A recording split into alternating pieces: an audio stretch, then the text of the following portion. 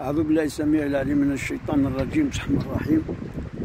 راني sur un sujet, machallah, le transhumanisme ou le post-humanisme, hein,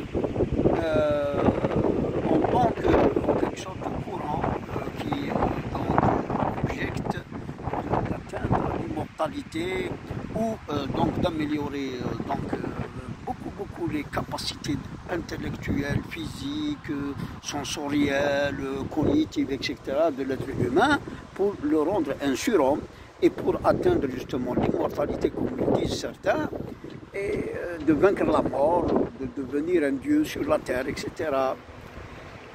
Wallahi, il y a beaucoup de choses à dire dans la cybernétique, qu'est-ce qu'elle est en train de créer. Effectivement, il y a des merveilles dans l'informatique, il y a des merveilles dans la technologie numérique, il y a des merveilles et des merveilles dans certaines sciences, effectivement.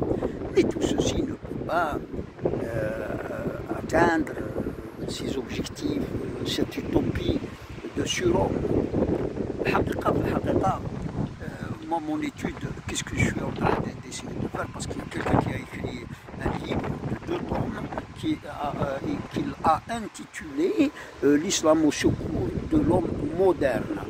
Et il a voulu distinguer donc ce qui est modernisme dans le sens que donc tout ce qui est création utile pour l'homme, avion, bateau, téléphone portable, satellite, tout ça c'est bien, c'est parce que ça améliore sa vie, ça facilite donc sa vie, c'est une technologie au service de l'homme, donc que l'homme exploite et qui donc profite des bienfaits de ces sciences. Là, il n'y a aucun problème parce que l'islam lui-même donc a préconisé et a prôné donc cette recherche de la science pour d'abord connaître Dieu dans ce qu'il a créé, mais aussi la science pour donc se développer, se civiliser.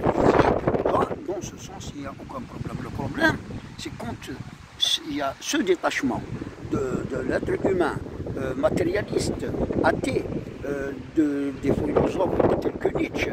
Dieu est mort, Nietzsche a dit, Karl Marx a dit, la religion et l'opium des peuples, etc. Donc c'est cette déconnexion de Dieu, de la transcendance des livres divins, etc.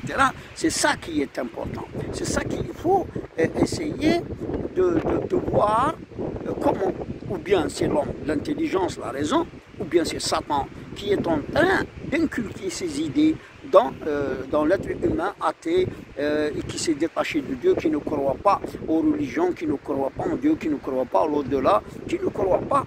Et d'ailleurs, ça c'est une question première. Lui, il est sur terre. Qui l'a créé, qui l'a mis sur cette terre, qui lui a donné la raison, qui lui a donné donc ses facultés de réfléchir, de penser, d'imaginer, de créer, de rêver, etc. Il ne voit pas, c'est-à-dire le principe qui précède, la cause principielle de cette création, de l'homme déjà. Dans l'homme, il y a tout. Il y a tout. Si on regardait comment fonctionne tout le corps humain, toute cette symbiose, cette synergie, comment dirais-je, ces interrelations, ces intercommunications, cette dynamique productive, etc. Tout ça animé par l'âme, par Ruh.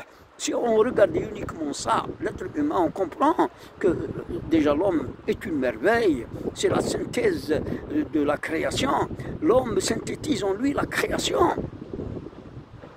De toute façon, c'est des sujets intéressants dans le sens qu'on va prouver, Inch'Allah, que l'homme c'est-à-dire qui s'égare, qui nie Dieu, et qui se détache de la relation avec Dieu, il est pire que Satan. Et bon, c'est vrai que Satan, ce n'est pas lui qui fait, mais Satan fait par l'homme, et ça c'est très très très important. Regardez les guerres, les crimes, tous les grands péchés commis sur la terre, c'est l'homme qui les fait.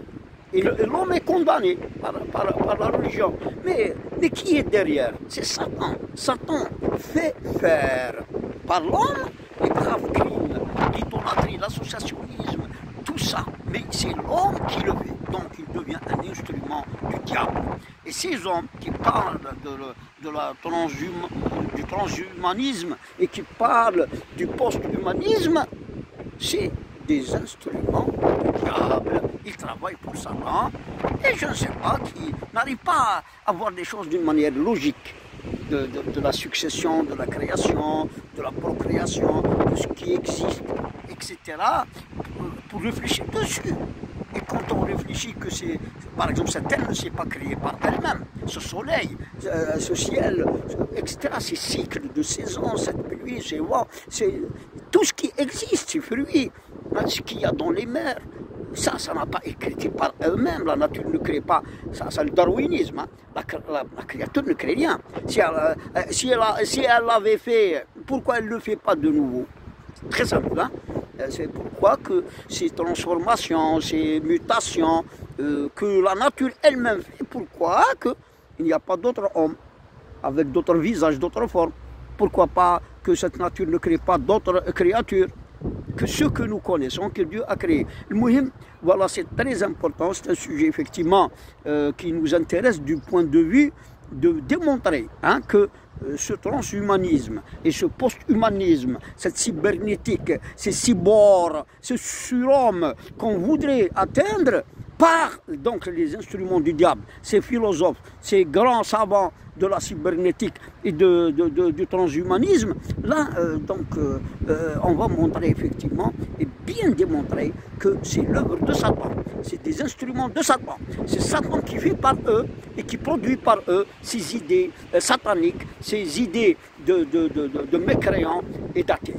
On reviendra, Inch'Allah, un de ces jours, parce que je suis venu aujourd'hui ici, c'est pour juste montrer, plutôt enregistrer ce début de recherche, ce début de réflexion et ce début, Inch'Allah, pourquoi pas pour un projet d'ouvrage dans ce sens, Inch'Allah. Alhamdulillah Rabbil Alamin, Allahumma salli wa sallim wa barik wa an'im ala sayyidina wa maulana wa habibana Muhammad sallallahu alayhi wa sallam wa ala alihi wa ashabihi ajma'in wa salamun al mursalin walhamdulillah Rabbil Alamin.